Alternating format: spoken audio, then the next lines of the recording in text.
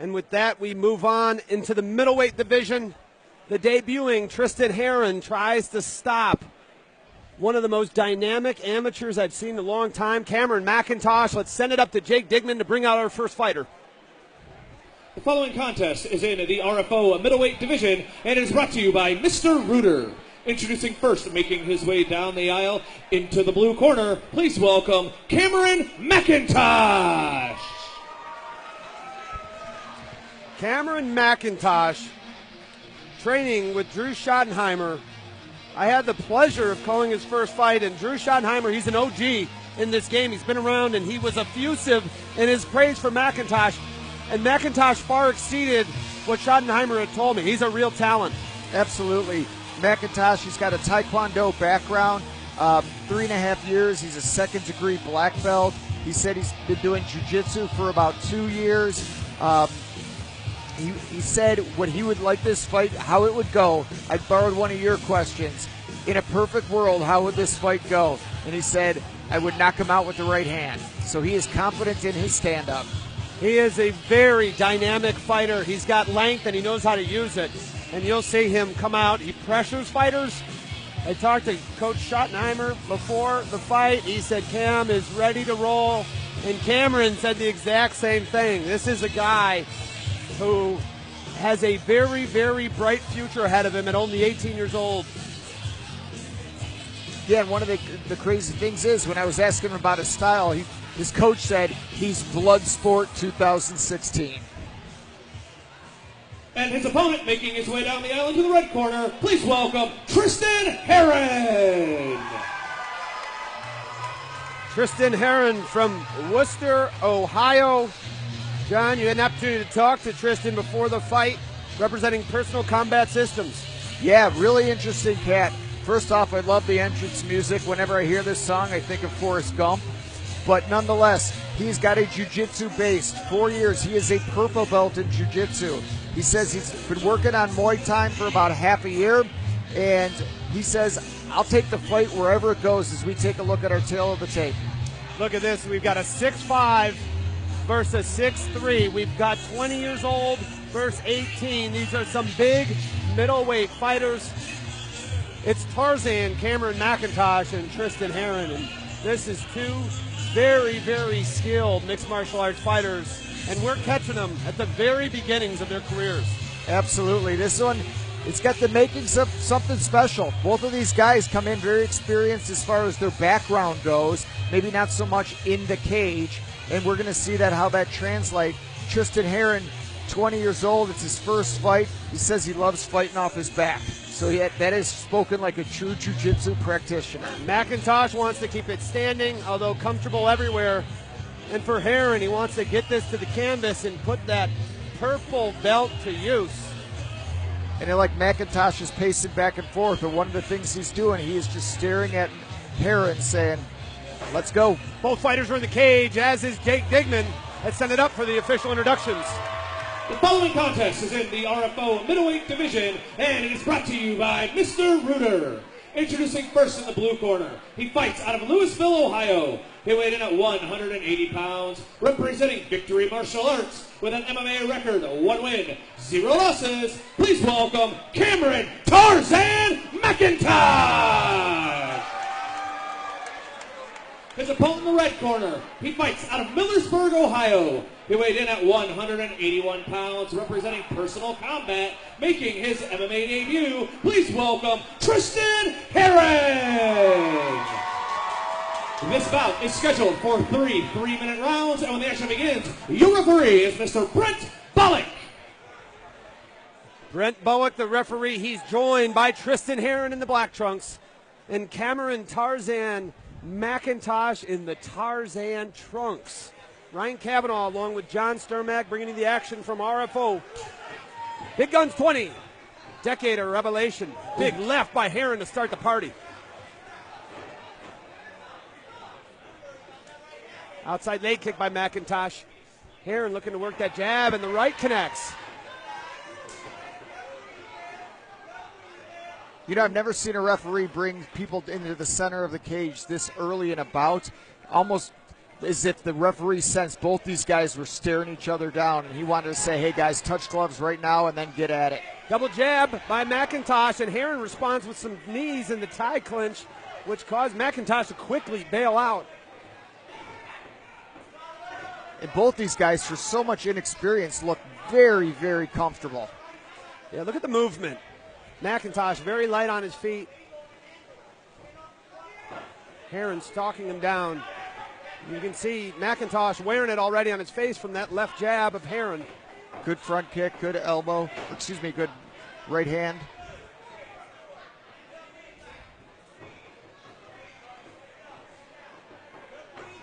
McIntosh in the tie shorts.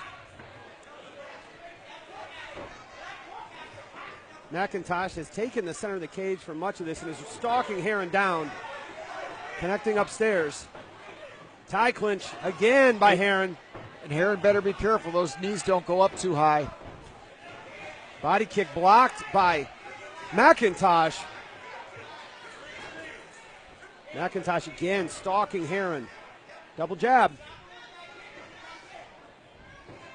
These are a couple long 185 pounders. Yeah, these guys are very lanky, but as you said in the get-go, 6'5" versus 6'3". McIntosh is starting to find his range. Really nice jab from McIntosh, and Herron wants to keep it in that tie clinch.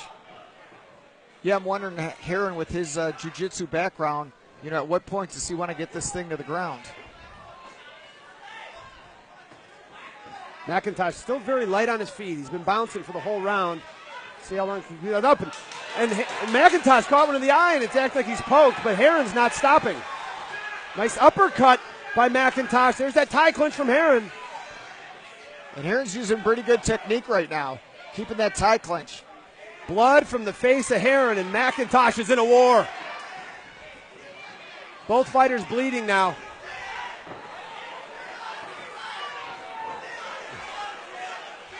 Herron seemed to take the worst of that exchange. She's bleeding profusely from the nose.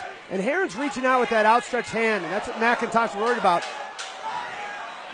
Uppercuts by McIntosh. We're going to talk about this after the horn, but I am surprised Herron did not try to get this fight to the ground. With his years of jiu-jitsu, he is willing to stand. And for an amateur making his debut, you would think he'd want to go to his comfort zone. A lot of blood from the face of Tristan Herron. Cameron McIntosh bleeding as well. What a round. A lot of action. And again, these are really, really quality mixed martial artists. With only one combined fight between them, it's hard to believe. Yeah, I'm very, very impressed. See our lovely ring card girl looking down to avoid the blood as we take a look at some of the action from the first round. Will we go to the replay?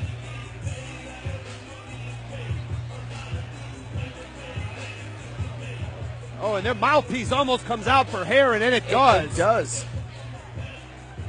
McIntosh with some really solid strikes, and that uppercut was something McIntosh looked for the whole first round from the tie clinch. Yeah, I'm really impressed with these guys. Like you said, a combined one fight between these two. Quality action.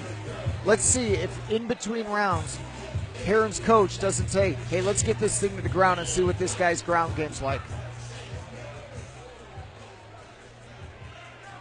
We've got the cleaning crew still working on some of the blood coming from both fighters. You see them exiting the cage. Brent Bullock backing the fighters up. He's going to give him the okay. This is great officiating by Brent Bullock.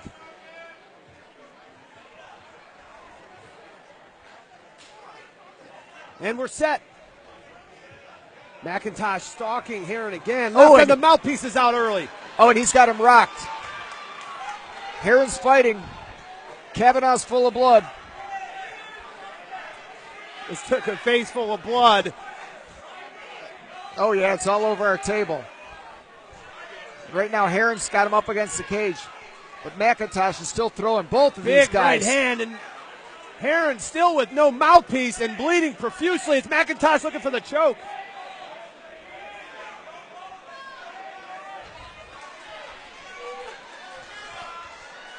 Herron grabbing the cage to get free, but he is. There's a lot of blood coming from the nose of Tristan Herron, and McIntosh is pouring it on. And Herron better be careful because he's pawing right now with his fist open. It's one of the hazards we take sitting cage side. Blood comes flying. I've got it all over our materials here.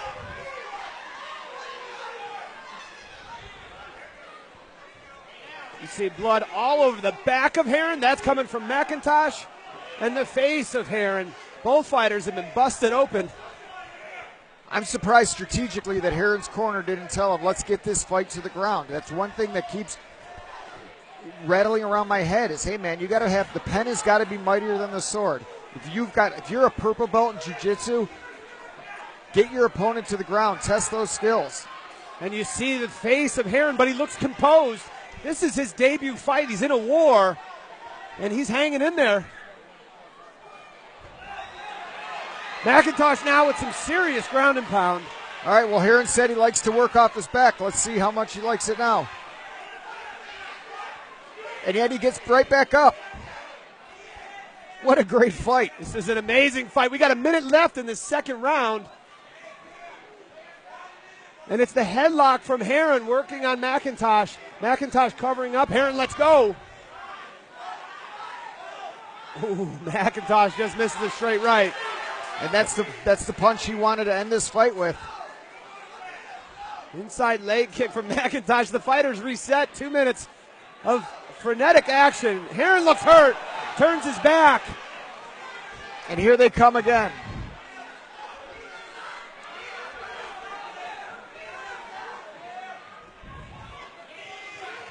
Herron turns the tables, has McIntosh up against the cage. What a round. 15 seconds to go. This is absolutely tremendous for two guys that have a combined one fight between them. And Herron backs away. McIntosh stalks him. And Herron looks to grab the neck, but he's too tight to do anything with it. Holy smokes. You see this kind of action between guys that are 7-0 versus 6-1, not 1-0 versus 0-0. I'm just wondering how Tristan Herron is going to feel about getting my dry cleaning bill. Yeah, you got blood all over you. You know, the good news is it's not mine, but what a fight. What a fight. These two young athletes are putting on a show for this crowd in Mansfield, Ohio. I mean, to give you an idea for the folks at home, there are 5 people in the cage trying to wipe up the blood, and you can see it there. We've got to give some credit to Mike Moran, Ty House, and the camera crew for getting it done. And take a look at some of this action. McIntosh has shown with his length to be very effective in close quarters with his strikes. And I just can't get over that floor of the cage. Looks like a Jackson Pollock painting. And there I am in the bottom right, just trying to avoid the blood. I cannot believe that this is 1-0 versus 0-0. Both of these guys are just laying it on the line. And Mike Moran, the man who puts this all together, the best in the business when it comes to producing professional wrestling and mixed martial arts. He's the best in the Midwest. I stand by that. He's worried about his gear because of the amount of blood flying around. But I'm sure Mike will be just fine. And but I'm not sure who's going to be fine after this third round because there's a lot of strikes left. Tristan and Herron, Cameron McIntosh, they're ready to go. They got 3 more minutes scheduled. And Herron's nose looks, clearly it's broken. But there's a lot of fight in Tristan Herron. And McIntosh still looks light on his feet, although he takes a good leg kick, and McIntosh says, yeah, whatever. Oh, there's a couple lefts by Herron, but when you say, yeah, whatever, I think that means it connected. McIntosh takes the back of Herron.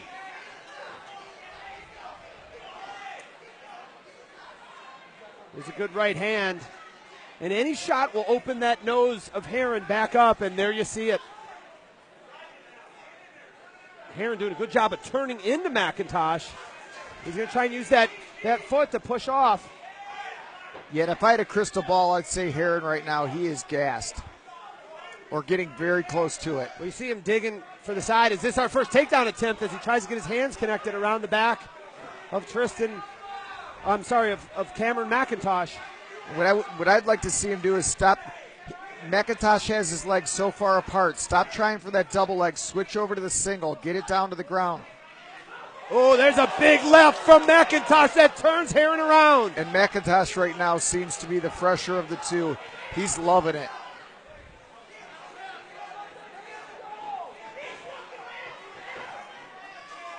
Tristan Herron trying to close the distance, rather. And Herron looks very tired. He looks exhausted. Nice outside leg kick from McIntosh, and again. And Herron's not even able to defend that leg kick, either by slipping it or checking it. McIntosh has been leading the dance. Yeah, right now he's swinging pretty wild. This is a fight both these guys will remember, as will everybody. It has to be up there in the decade of revelation, the annals of all the fights RFO has put on. We're in the final minute of an outstanding amateur contest. Tristan Herron, Cameron McIntosh. If this goes the distance or if somebody can't make it, either way, Ryan, I'm standing up and applauding. Both these guys have shown tremendous heart. McIntosh continues to push forward, albeit at a slower pace. And Herron may be in a bit of survival mode. We're not seeing a whole lot of offensive output from Herron. Big right hand from McIntosh. And here they come by us. Kavanaugh's shirt's going to get more bloody. McIntosh again with a right, stalking Tristan Herron. 20 seconds left in this fight. Herron turns his back again. McIntosh looking for a finish. It might take a 2x4 and a baseball bat to stop Tristan Herron. And a left by McIntosh. And now I got blood all over the computer. Boy, these guys have put on one heck of a show. Let's hear it for these two. That's the bloodiest fight I've ever seen. What a fight. Cameron McIntosh raises his hand. Does he move to 2-0? There he is. He's posing like he knows it. We'll see. There's Tristan Herron being very carefully looked at by his corner. That right there is a warrior, a competitor. Absolutely. And if you said earlier that you can't believe when these guys get your dry cleaning bill, wait till they get the bill for a brand new MacBook Air that I've got in front of me full of blood. Let's take a look at the action from this third round, John. And McIntosh in close quarters. That was kind of the story of the fight, is McIntosh's ability to fight in close quarters. And Herron in survival mode, trying to get the blood out of his eyes. But what a cage fight between these two youngsters, only 20 and 18 years old. Does Cameron McIntosh move to 2-0? Or does Tristan Herron secure the first win of his amateur career? One man has that answer. It's the dapper, the always dapper, Jake Digman. Ladies and gentlemen, a big round of applause for both of these RFO competitors. After 3 rounds, we go to the judges' scorecards, where all 3 judges have scored this contest. 30-27 for your winner by unanimous decision, Cameron Tarzan McIntosh!